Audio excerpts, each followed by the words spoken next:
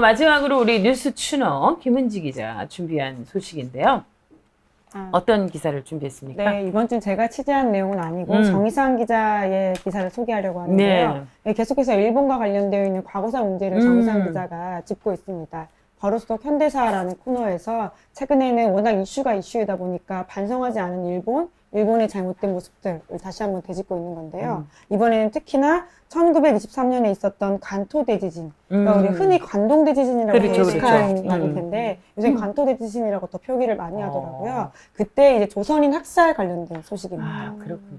정말 우리가 또박또박 또렷하게 기억해야 될 역사적인 사실들이에요. 그러면 이제 본격적으로 한번 들어가 보죠. 네, 그러니까 그 간토 지방의 일본의 도쿄 그리고 요코하마 요 지역이라고 하는데요. 그러니까 그 당시에 7.9 규모의 강진이 있었다라고 합니다. 그 자체가 워낙 큰 자연재해여서 10만 명 가까이가 숨졌다라고 하는데요. 그러니까 물론 자연재해는 일어날 수 있는 일이고 그 자체는 슬픈 일이지만 문제는 더 그 이후에 있었던 일이라고 볼 수 있는 건데요. 네. 이 자연재해를 수습하려고 일본 사회가 어떤 식의 태도를 보였느냐를 본다면요.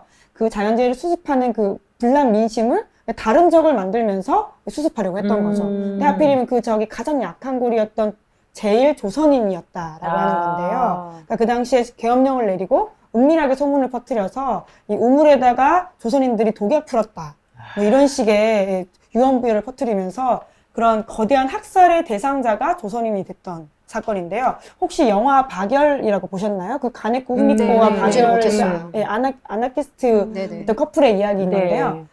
그 누구시죠? 그 남자 배우 성함 까먹었네요. 이재훈. 예. 안 보셨지만 알고 네. 팬입니다. 보셔야죠. 네, 이제 그 당시에 보면 그 일본인 자경단들을 비롯한 사람들이 조선인, 그러니까 한국말을 사용한다는 이유만으로 사람들 잔인하게 죽인 장면이 나오거든요. 조선인들은 그 길거리에서도 되게 조심하면서 다녀야 되고 그랬던 장면이 기억이 나요. 그게 배경이 되기도 했는데요. 그냥 조선 사람이면 죽여버렸던 시간이 실제로 역사 속에 존재했던 거죠. 1923년에 있었던 일입니다. 그렇군요. 당시 이 대한민국 임시정부가 일본 현지의 그 비밀 조사단을 파견해서 조사를 하고 일본 총리에게 항의를 하는 상황까지도 보냈다는 얘기가 있어요. 네, 그러니까 우리가 주권을 잃고 있는 상황이지만 그럼에도 불구하고 아주 큰 사건이었기 때문에 따로 조사도 하고 항의도 했다 이런 건데요. 네. 그 당시에 독립신문이 조사한 바에 따르면 조선인 숨진 사람들이 6,600명이 넘는다라고 합니다. 근데 이거는 아주 적은 추정치라고 하고요. 사건이 발생한 지 6개월 정도 지난 다음에 독일의 외무성 문서에 내용이 나와 있다고 해요. 1924년 3월 독일 외무부 문서를 보면 당시에 조선인 피학살자 수가 23,000명이 넘는다라고 합니다. 그러니까 그 당시에 인구수로 생각해보면 정말 많은 사람이 그러니까 학살을 당했다라고 하는 건데요. 그러니까 어쩔 수 없이 자연재해로 숨졌던 사람이 10만 명. 그런데 이때 정말 학살을 했던 사람이 그거의 5분의 1이나 된다고 하는 거니까요. 이게 얼마나 끔찍한 일인지 우리가 짐작할 수 있는 것들인데 게다가 일본은 조선인 시신을 안매장하거나 화장하고 언론에는 이걸 보도 못하게 했다라고 해요. 특히나 군대나 경찰이 저지른 학살은 은폐하고 오로지 화가 난 민간인들이 저지른 일 이런 식으로 이 사건을 은폐 축소하려고 했다라는 게 큰다라고 하는데요. 심지어는 이 모든 사건이 다 공황 상태에 빠진 민간인들, 그러니까 자경단이라고 하는 아주 일부의 조직이 민간인에게 저지른 단순한 범죄다 이런 식으로 소위 물타기를 했다라고 하는 거죠. 게다가 그 일부의 자경단원들도 재판을 받았지만 증거 불충분으로 대부분 처벌을 받지 않았다라고 해요. 그럼 이제 이 사건이 일본에서는 완전히 이렇게 은폐된 건가요? 그 이후로? 다행히, 그러니까 우리가 지금도 일본 정부와 일본 민간인, 일본 시민사회를 분리해서 보자 이런 이야기들이 있지 않습니까? 그러니까 그때도 양심적인 일본 시민들이 있었다라고 해요. 그래서 그런 아주 끔찍한 학살을 보고 괴로워했던 일본 시민들이 일부 증언을 하면서 이 학살이 좀 알려지기 시작했다라고 하는데요. 게다가 아주 일부 지역에서는 미령탑 같은 것도 세워져 있다라고 합니다. 그리고 또 이제 가장 중요한 게 이제 기록. 우리가 아까 사법농단에서도 기록의 중요성을 이야기했었는데, 그러니까 이것도 아주 어마어마한 범죄이고 다시 반복하지 않기 위해서는 기록이 아주 중요하지 않습니까? 그래서 일본의 전후에는 중고교 역사 교과서에 이 부분이 수록돼 있다라고 하는데요. 이게 조선인 수천 명이 군경과 자경단에 학살당했다. 이렇게 쓰여 있다라고 해요. 근데 중요한 거는 아베 정부 이후에 계속 이걸 축소하려는 시도가 일어나고 있다라고 하는 건데요. NHK 보도에 따르면 2013년에 요코하마시 교육위원회가 중학생 부교재에서 군대와 경찰이 조선인 학살을 자행했다. 이 부분을 뺐다라고 해요. 그러니까 과거부터 계속 이건 민간인의 범죄로만 한정하려고 했던 것들이 다시 반복됐다라고 하는 거고요. 그게 아주 핵심적인 내용을 빼버린 거잖아요. 그렇죠. 정부의 책임을 쏙 빼버렸다라고 할 수 있는 거고요. 그러니까 마치 해프닝, 그냥 그렇죠. 아주 작은 단에서 일어난 그냥 어쩔 수 없이 일어난 일 이런 식으로 이제 하려고 하는 건데요. 심지어 학살이 아니라 살해라는 표현으로 바꿨다고 하고요. 또 최근 사례도 있습니다. 2019년 3월 달에는 일본 문부과학성 검정을 통과했던 도쿄 서적에서 다수의 조선인과 중국인이 살해당하는 사건이 있었다. 이렇게만 적었다라고요. 소위 주어가 없다라고 볼 수 있는 거죠. 그 주어가 없다. 네. 오래간만에 듣네요. 근데 이렇게 보면 일본이 이제 역사를 왜곡하고 또 그 사실을 축소하려고 은폐하려고 하는 것은 뭐 일본 정부의 입장에서 또 우익의 입장에서는 뭐 그럴 수 네, 있는데 익숙한 네, 일이죠. 익숙한 일인데 한국, 특히 우리나라 정부는 이런 일을 어떻게 대처하는지가 늘 문제예요. 네, 그러니까 이승만 정부는 이를 제대로 조사하거나 기록하지도 않았다라고 하고요. 그러니까 그 부분이 진짜 핵심이라고 할 수 있죠. 그러니까 임시정부에서도 조사를 했던 그러니까요. 건데 오히려 네. 나라를 되찾고 나서는 조사를 안 했다는 거잖아요. 그렇죠. 그 부분을 정말 이야기하고 싶었는데 잘 지적해 주셨습니다. 거기다가 또 박정희 정부 시절에는 우리가 또 나오는 그 이야기입니다. 그러니까 그 당시에 이제 청구권 협정 이제 하면서 이 부분을 제대로 조사하지 않고 넘어갔다라고 해요. 그러니까 일본이 불편한 이야기들을 하나도 하지 않고 대충 넘어갔던 것들이 지금까지도 네. 결국 우리 사회에 아주 큰 불씨로 남아있는 것들이잖아요. 그리고 2006년에는 이제 그 당시에는 진실화해를 위한 과거사위원회라고 해서 있었어요. 소위 진화위라고 줄여서 대통령 직속 독립기관이 있었는데 이때 이제 드디어 기회다라고 해서 한일의 시민단체가 조사를 좀 해달라라고 요청을 했는데 안타깝게도 그 일본에서 일어난 일이기 때문에 그러니까 한국 정부가 조사할 권한이 없다 이런 식으로 넘어갔다라고 하고요. 그래서 이제 민간 차원에서 사람들이 좀 드디어 움직였다라고 하는데 이번에 그 정희상 기자가 만난 분도 이분입니다. 정성길 대구 동산의료원 명예박물관장이라고 하시는 분인데요. 이분이 이제 2013년부터 이런 학살 문제를 알리기 위해서 사진 전시회도 하고 그러니까 이 사진이 보면 정말 끔찍한데요. 저희 지면에도 실려 있거든요.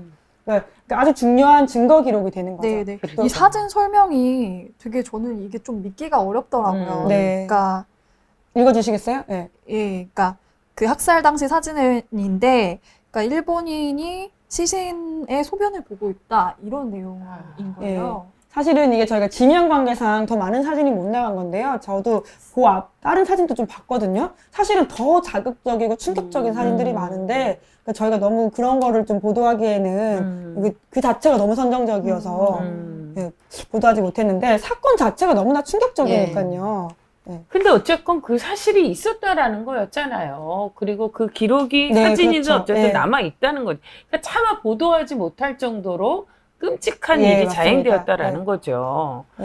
근데 결국은 이게 자꾸 민간에서밖에 아직까지 되지 않고 있는 문제이기 때문에 안타까운 일인 건데 뭐 그럼에도 불구하고 이런 노력을 하시는 민간 차원의 분들은 굉장히 우리가 격려를 해야 되겠죠. 그래서 이분이 왜 이런 일들을 하고 계시냐에 대해서 뭐라고 이야기를 하냐면요.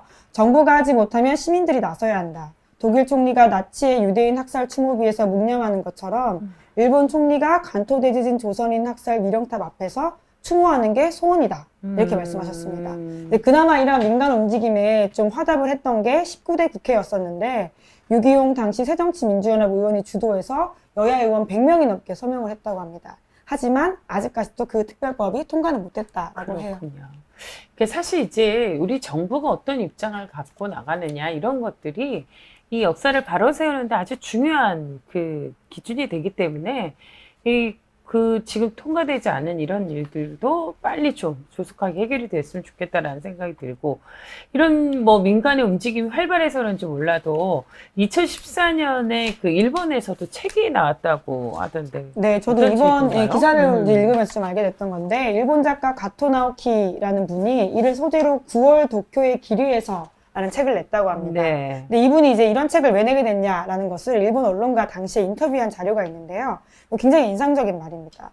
도쿄에서 혐한 시위대가 불량 조선인, 그러니까 일본에 불복종하는 조선인이라는 글자가 적힌 플래카드를 들고 나왔다라고 해요. 그걸 보고 자기가 너무 충격을 받아서 그 도로에서 조선인을 죽이자라는 말이 나온 것도 간토 대지진 이후에는 그러니까 조선인 학살 이후에 처음 있던 일이라고 합니다. 그러니까 그 당시 혐한 시위가 그 정도로 그러니까 아주 과거의 일들 이후에 오랜만에 일어났던 것들인데 결국 그 일이 다시 반복되는 게 아니냐라는 취지에서 과거 사건을 다시 조사해서 글로 썼다라고 해요. 그러니까 과거와 현재가 직결되어 있다라는 취지의 이야기를 하는 건데 우리가 왜 이렇게 계속 과거 이야기를 하고 과거사 문제에 대해서 인식하고 과거사 문제에 대해서 반성하지 않는 세력에 대해서 목소리를 높이는지를 좀 다시 한번 좀 되짚게 하는 그렇습니다. 말이기도 합니다. 정말 이 과거는 또 현재를 규정하고 있고 현재는 미래를 또 보여주는 지표가 되기도 하기 때문에 이런 문제, 우리가 이번에 이 역사 왜곡과 관련된 문제에 있어서 그냥 단순하게 역사 왜곡이다라는 추상적인 그런 어떤 구호가 아니라 어떤 역사가 어떻게 왜곡이 되어 있었고 어떤 사실이 지금 진실이 규명되지 않은 채 은폐 축소되고 있는지 좀 더 명확하게 알아야 될 이유가 있지 않나, 분명해진 이유가 있다라는 생각을 해봅니다. 좀 더디더라도 또박또박 한 걸음 한 걸음 그리고 정확하게 또렷하게 기록하고 기억해야 할 역사적 사실을 시사인도 늘 끝까지 함께 하도록 하겠습니다. 오늘 이제 다양한 뉴스를 좀 준비해 봤는데요. 안타까운 소식에서부터 좀 의미 있는 내용까지 이번 시사인도 우리가 주목해야 할 이유가 충분히 있는 것 같습니다. 여러분들께서도 또 함께 이 시사인을 보시면서 세상 돌아가는 이야기도 나눠보시면 좋을 것 같네요. 이 시점에서 우리가 또 좀 안타까운 이야기를 좀 해야 되는 건가요? 네. 해주시죠. 해야 되나요? 예. 네.